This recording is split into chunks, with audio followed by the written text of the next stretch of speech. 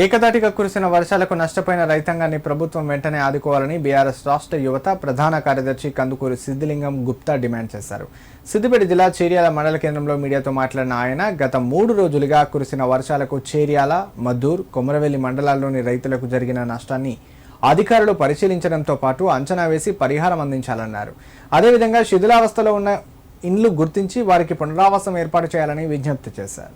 తెలంగాణ రాష్ట్రంలో ప్రకృతి వైపరీత్యాల వల్ల 33 జిల్లాల్లో ప్రతి గ్రామంలో అకాల వర్షాల వల్ల, బీభత్సం వల్ల పంట చేన్లు, రోడ్లు, నిరుపేదల ఇండ్లు జన దిగ్భ్రాంతంలో కొట్టుమాట్లాడుతున్నటువంటి పరిస్థితి కంటికి కొట్టొచ్చినట్టు కనబడుతుంది.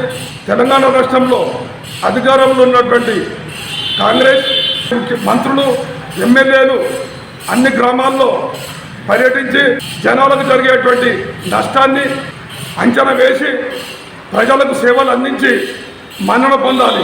ఎందుకంటే ప్రజలు ప్రజాస్వామిక వ్యవస్థలో ఓట్ల ద్వారా తీర్పిచ్చి అధికారం ఇచ్చారు కాబట్టి అధికారం కేవలం అలంకారప్రాయం కాకుండా ప్రజలకు జరిగిన నష్టాన్ని యుద్ధ ప్రాతిపదికంగా సహకారాలు, సేవలు, నష్టపరిహారాన్ని అందించి ప్రజల్ని ఆదుకోవాలని తెలంగాణ రాష్ట్ర సమితి, భారతీయ రాష్ట్ర సమితి యువజన విభాగం రాష్ట్ర నాయకులు కందుకూరి సిద్దిలింగం గుప్తా గారు డిమాండ్ చేస్తున్నాము.